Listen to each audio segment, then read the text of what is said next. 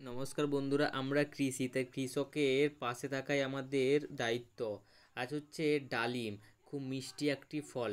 ডালিম উন্নত জাতি হলো আনার বা বেদনাও বলা হয়। ডালিম খুবই আকর্ষণীয় এবং মিষ্টি, সুস্বাদু এবং পুষ্টিকর একটি ফল। বাংলাদেশের মাটিতে বেদনা চাষের জন্য উপকারিত বিধবা আমাদের দেশের বর্ষবন্ত অঙ্গে ডালিমের চাষ দেখা যায়। আনার বা ডালিম অনেক ঔষধি গুণ রয়েছে। নিয়মিত পরিচর্যা করলে আনার গাছ থেকে সারা বছর ফল পাওয়া যাবে এবং ছাদ বাগানের টবে ড্রামের খুব সহজেই ডালিমের তথা বা আনার বেদনা চাষ করা যায়। ডালিম বা আনার গাছে সার প্রয়োগ কেমন করবেন? চারা লাগানোর পূর্বে গর্তের সার প্রয়োগ করতে হবে। এছাড়া প্রতি বছর ধরে নিয়মিত সার দিতে হবে। গর্তে করায় 8 থেকে 10 দিনের পর গর্তের মাটির সাথে নিম্নলিখিত হাড় সার মিশ্রিত ভার ফ্যাক্টর করে মিশ্রিত দিতে হবে।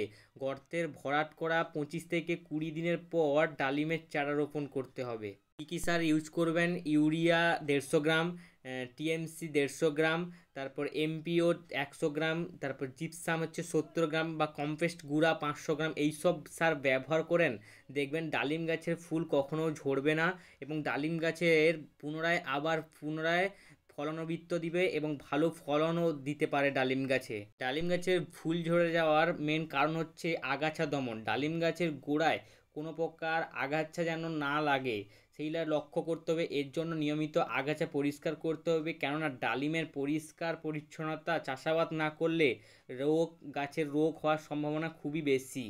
তা থেকে ফল পচনও হতে পারে। ছত্রাকজনিত এই রোগটি সাধারণত বর্ষাকালে দেখা যায়। এই রোগের জীবাণু দিয়ে ফুল আক্রান্ত হতে ফল সাধারণত বাধ্যপ্রাপ্ত। এটি কচি ফল ঝরে দেয়, ফলের গায়ে বিশেষ বোটা হলদে বা কালো দাগ দেখায়। এই রোগের আক্রান্ত বোঝা যায়।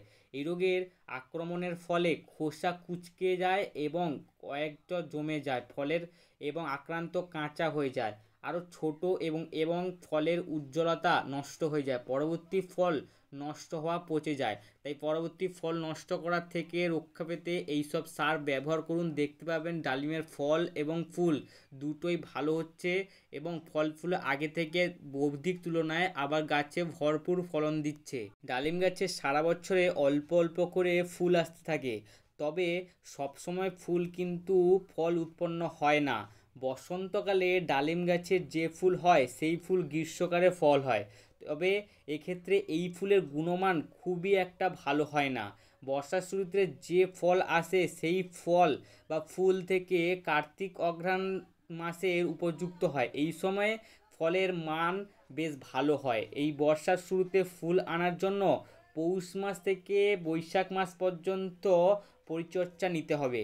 কীটনাশক বা পোকামাকড় ডালিমের পাতায় ক্ষতিকারক হতে পারে। অ্যানফিস্ট আপনারা ডালিমের পাতার রস চুষিয়ে দেয়। ডালিম গাছে ভালোভাবে বেড়ে ওঠার জন্য সরাসরি সূর্যালোকের প্রয়োজন হয়। যদি এটি আধা ছায়া বাড়ির ভেতরে গ্রিনহাউস থাকে বা কোনোভাবে নিরাপদ থাকে, তবে এই ফুল উৎপাদন করতে সক্ষম হয় না, কারণ এতে শক্তির অভাব রয়েছে। ডালিম গাছে সারা বছর ফুল ফল হয়ে থাকে। সাধারণত বসন্ত বর্ষার সময় বেশি ফুল ধরে। বসন্তের ফুল থেকে গ্রীষ্মকালের ফল পর্যন্ত এবং এই গুণনীয় মান হয়ে থাকে, কিন্তু বর্ষায় ফুল থেকে প্রাপ্ত অক্টোবর থেকে নভেম্বরের সংগ্রামও হতে পারে। এই গুণমান খুবই ভালো হয়। থ্যাংক ইউ সো মাচ আমার ভিডিওটা দেখানোর, পাশে থাকার জন্য। Subscribe my channel.